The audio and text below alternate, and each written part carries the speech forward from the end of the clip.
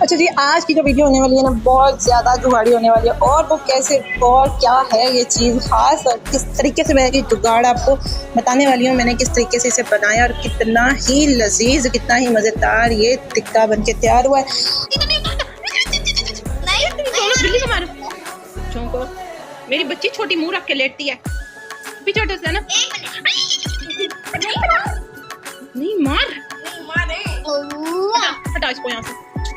واہ رے واہ، میرے بچے کی بستر میں یہ کیا کر رہی ہے؟ سو رہی ہے ابھی؟